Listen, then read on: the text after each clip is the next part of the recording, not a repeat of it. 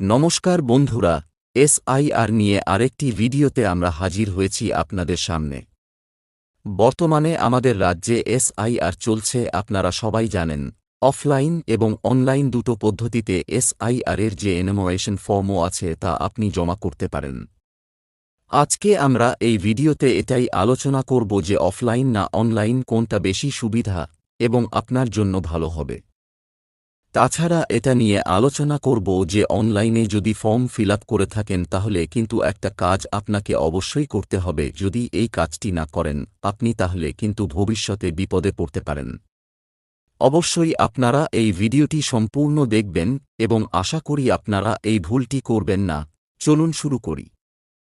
আমাদের সবার বাড়ি বাড়ি গিয়ে বিএলও সাহেব ফর্ম দিয়ে এসেছেন এবং আমরা অনেকেই সেই ফর্মটি সঠিকভাবে পূরণ করে বিএলও সাহেবকে জমা করে দিয়েছি। আবার বর্তমানে অনেকেই অনলাইনে ফর্মও জমা করছেন, অর্থাৎ অনলাইনে ইলেকশন কমিশনের ওয়েবসাইটে আধার কার্ড এবং ফোন নাম্বার ভেরিফিকেশন এর মাধ্যমে নিজের ফর্ম জমা করছেন।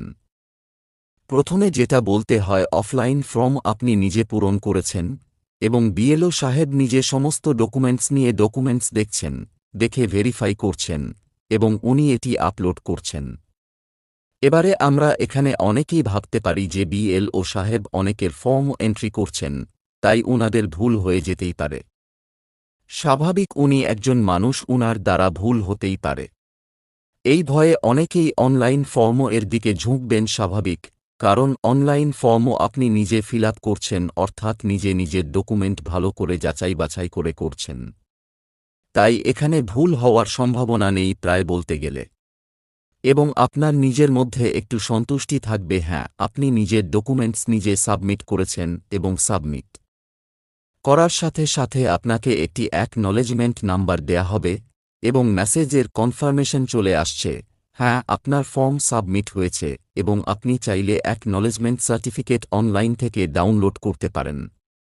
এটা খুবই একটা ভালো উপায় যেখানে আপনি নিজে তথ্য সাবমিট করছেন এবং আপনার কাছে একটা প্রমাণ রইল যে হ্যাঁ আপনি ফর্ম সাবমিট করেছেন।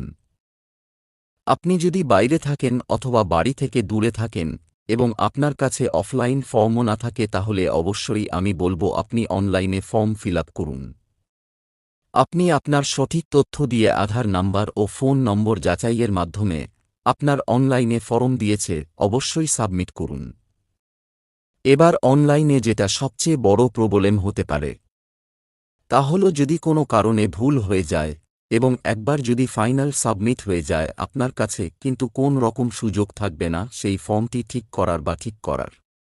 এছাড়া আর একটা হতে পারে, বর্তমানে জানি না এটা হবে কি না, এটা সম্পূর্ণ আমার নিজের অভিমত। তা হল বিএলও যখন আপনার অফলাইন ফর্মটি সাবমিট করছেন উনি তার আগে কিন্তু সম্পূর্ণ তথ্য দেখে ভেরিফাই করে তারপরে আপনার ডকুমেন্ট সাবমিট করছেন।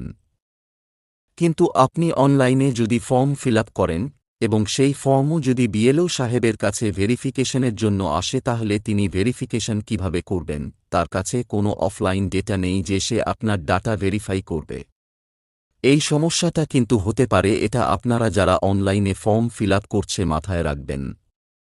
ভবিষ্যতে হয়তো এমনও ইনস্ট্রাকশন আসতে পারে যেখানে বলা হতে পারে যারা অনলাইনে ফর্ম ফিল আপ করছে তাদের বাড়ি গিয়ে ভেরিফিকেশন করতে হতেও পারে বা অন্য কোনোভাবে ভেরিফিকেশন করতে পারবে।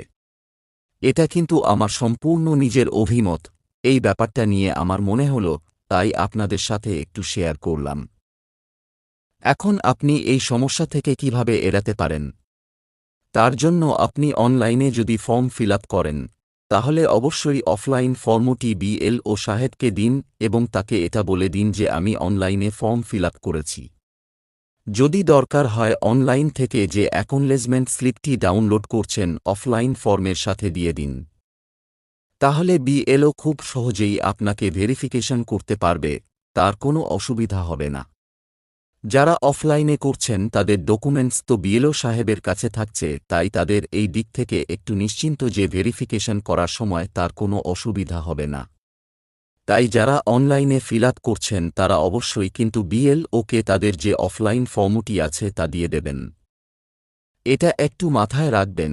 তাহলে বন্ধুরা, যদি ভিডিওটা আপনাদের ভালো লাগে অবশ্যই লাইক করবেন এবং শেয়ার করবেন আর আমাদের চ্যানেলটি সাবস্ক্রাইব করবেন। ধন্যবাদ। এখন আপনি এই সমস্যা থেকে কিভাবে এড়াতে পারেন? তার জন্য আপনি অনলাইনে যদি ফর্ম ফিল আপ করেন, তাহলে অবশ্যই অফলাইন ফর্মটি বিএলও সাহেবকে দিন এবং তাকে এটা বলে দিন যে আমি অনলাইনে ফর্ম ফিল আপ করেছি। যদি দরকার হয় অনলাইন থেকে যে অ্যাকনলেজমেন্ট স্লিপটি ডাউনলোড করছেন অফলাইন ফর্মের সাথে দিয়ে দিন। তাহলে বিএলও খুব সহজেই আপনাকে ভেরিফিকেশন করতে পারবে, তার কোনো অসুবিধা হবে না। যারা অফলাইনে করছেন তাদের ডকুমেন্টস তো বিএলও সাহেবের কাছে থাকছে, তাই তাদের এই দিক থেকে একটু নিশ্চিন্ত যে ভেরিফিকেশন করার সময় তার কোনো অসুবিধা হবে না। তাই যারা অনলাইনে ফিল আপ করছেন তারা অবশ্যই কিন্তু বিএলওকে তাদের যে অফলাইন ফর্মটি আছে তা দিয়ে দেবেন। এটা একটু মাথায় রাখবেন। তাহলে বন্ধুরা, যদি ভিডিওটা আপনাদের ভালো লাগে অবশ্যই লাইক করবেন এবং শেয়ার করবেন আর আমাদের চ্যানেলটি সাবস্ক্রাইব করবেন। ধন্যবাদ।